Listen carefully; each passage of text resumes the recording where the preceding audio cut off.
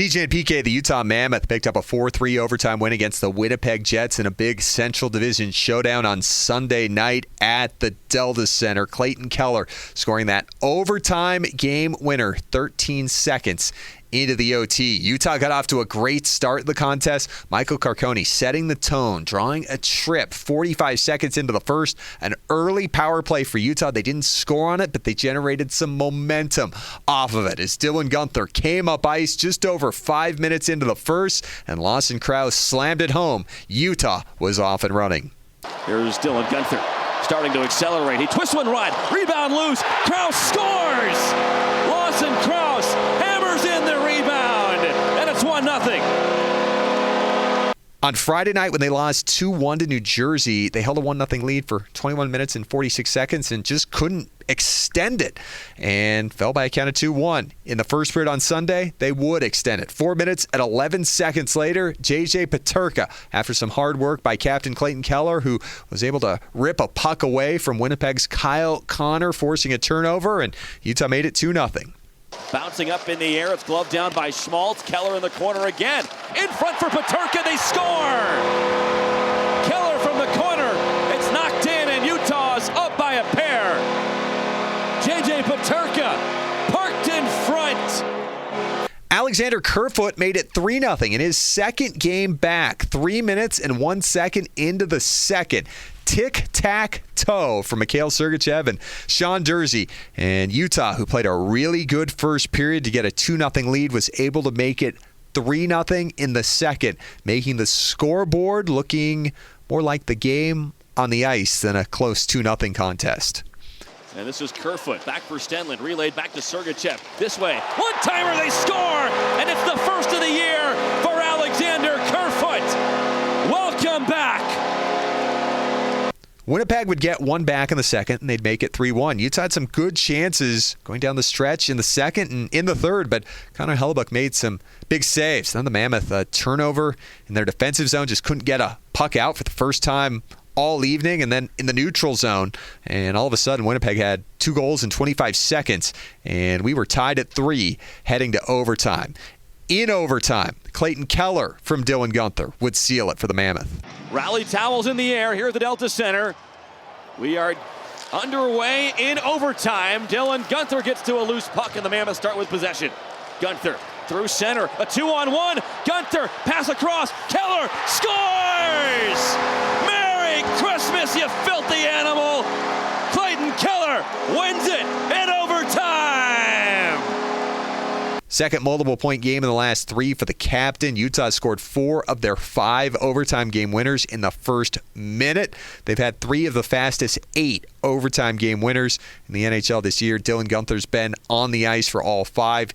Clayton Keller there scoring his second game winner of the season. 13 seconds into overtime, fastest game-winning goal in overtime this year. So the Mammoth moved back into sole possession of that second wildcard spot in the Western Conference with a big win. 18-17-3, 2 points ahead of San Jose.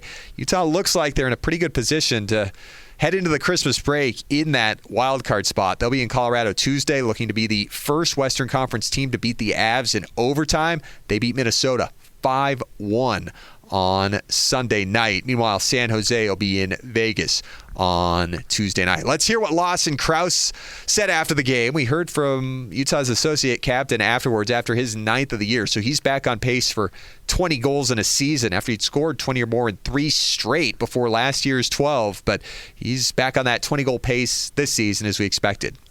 I mean, bend but don't break, right? I know you guys didn't love the third, but as far as this team goes and the game as a whole, what did you think about the progression and how they, I guess you guys resurfaced in the tie? Yeah, we made it interesting on ourselves.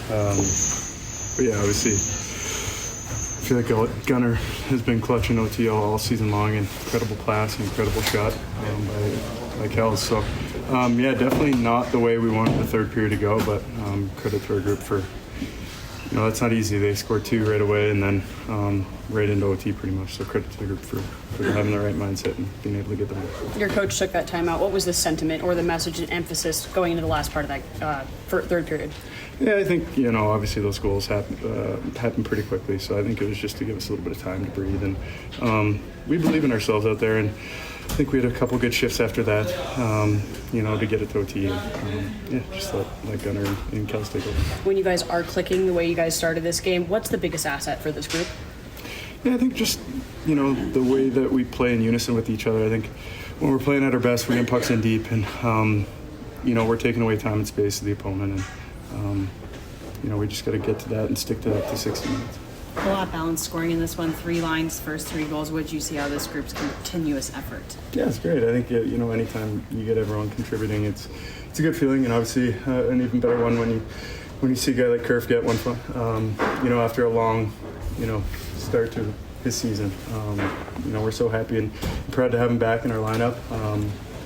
He fills a big hole for our group as a leader, and just super proud and happy for him. What are some of the things you do want to see improve from that third period, though, taking away from this game? Yeah, I just think being able to have the confidence to make that play. I think at times, we had the right, in terms of our mindset and wanting to do the right things, I think we were trying to do that, but at some point you have to make a big play, and I think when you look at our third period, it started out by us just chipping pucks out, which we thought we were doing the right thing, but ultimately we're giving them the puck back, and then they're just coming, and so just being able to make that big play to stop their their momentum and go from there. Captain Clayton Keller, again, big part of it. His team leading 10th multiple point game of the season for Utah, getting points 31 and 32 to move ahead of Nick Schmaltz for the team lead in scoring. We heard from the Utah captain after the game as well.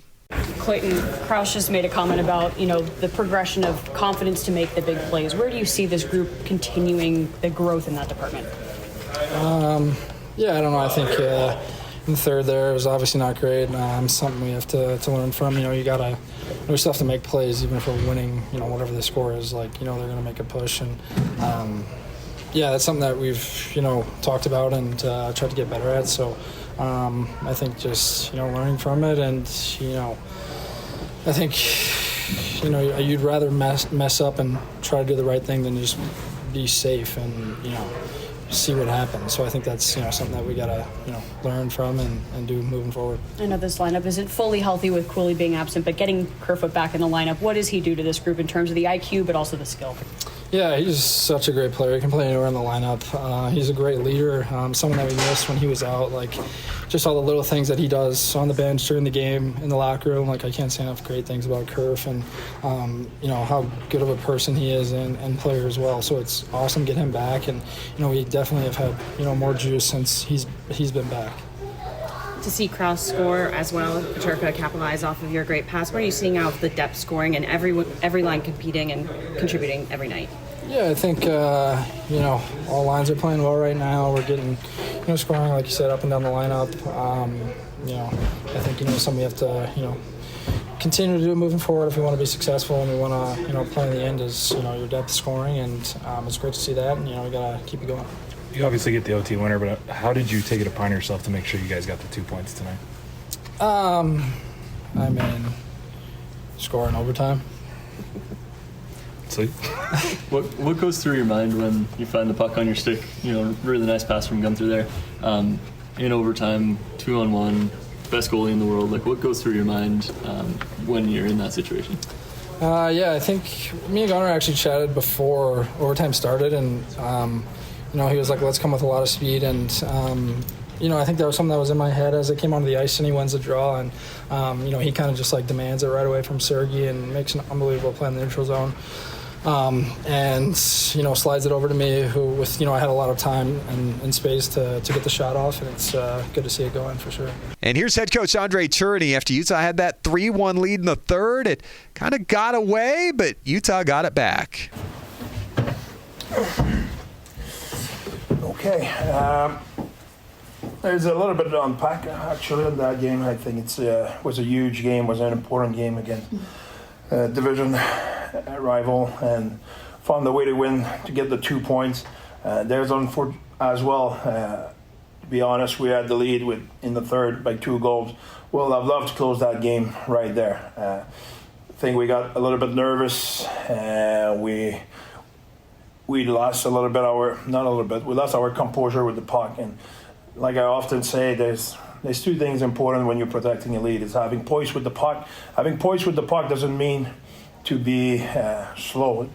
It's to be fast and to keep moving your feet and moving the puck, and to have a lot of pace defensively, which is our strength. And for probably 50 minutes, they had one scoring chance in the first 13 minutes of the third, because we had pace, because we were on them. And then we became a little bit too conservative, and they were able to come back. Having that said, without spending too much time on that, we need to retain it. When they tie the game, how we respond. We took the momentum back, and we went and we forecheck, and we had good opportunity or good possession in their zone, and from there they had nothing. So that was a good response. So there's a lot of teaching moment in that game.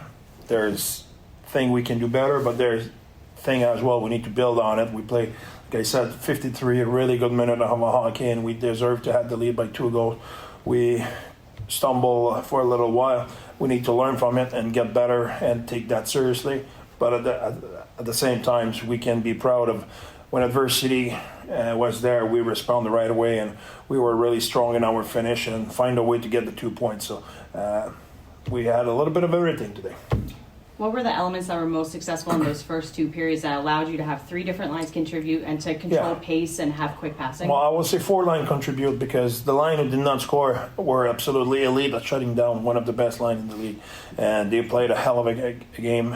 Well, it's not true they score a goal as well, but I'm really proud of the way Aids, Gunner, and Crosser handle it. And, sometimes the way I match line, I'm not a hard match line guy, so sometimes it costs them a little bit of ice time. So it's a big pill to swallow for them, but they do it for the benefit of the team. And I always want to make sure the line who's playing against the top line on the other side is fresh. I don't want tired line. So sometimes, like I said, it costs them a little bit of time, ice time, but they manage it like pros, and they did a really good job. Really proud of them, no doubt about it. And to your point, I think we talk about a little bit of adjustment we wanted in the ozone, and it paid off. Boys did a good job. We score a goal in that kind of situation, but we still score a goal in the blue paint. We won a lot of battles, so there were a lot of positive against the team. We defend really well. Kraus was talking specifically about the third period when we had this conversation, but instead of being able to chip and chase, having confidence to make the play in the third, where do you see the progression of that when adversity happens from this group? Well, I cannot say today was a Picasso, to be honest. We were nervous with the puck in our zone, but we were at the offensive blue line turning the puck over. So that's when we say we had teaching moment. That would be the teaching moment. I think the intention were the right one. Well, we still have to grow and to understand that and to buy in 100%. That we opened the door and they came in, and that could have hurt us big time. It's every points are important. We have one more game before Christmas, and it will be a good test. It's obviously the best team in the league. We need to manage the game the right way.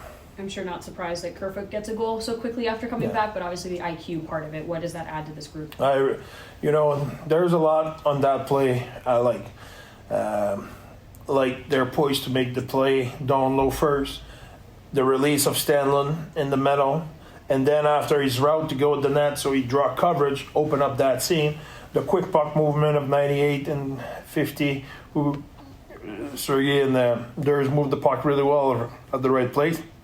And the key of that was the net front presence of 38, who create the screen and the station on the goalie, and obviously the nice shot of Kerfoot. But that probably, I cannot say will have not happened, but will have been a little bit less likely if they will not have that net presence. So it's really the 5 guys together. That goal will be in the playbook for a while. So the Mammoth getting more goals from their stars, now 18-8-3 this year when Schmaltz, Gunther, or Peterka score a goal. Got a big one from Peterka in the contest on Sunday night as the Mammoth will take it. More on this contest coming up on Mammoth Daily, wherever you get your podcasts, Apple, Spotify, the Utah Mammoth YouTube page, Mammoth Plus and SCG Plus. Mike Folta and I will break it down. We got 2 episodes left before our Christmas vacation. We'll be with you today, and tomorrow our new episode is dropped. It's ready to go. We've got our Monday morning power play, top 5 stories of the week, and a special third period from Santa Mike. So join us for that, and join us back here on 97.5, the KSL Sports Zone. It's a Mammoth take on the Avs on Tuesday night, 6 o'clock for Hockey Night in Utah. The puck drops at 7.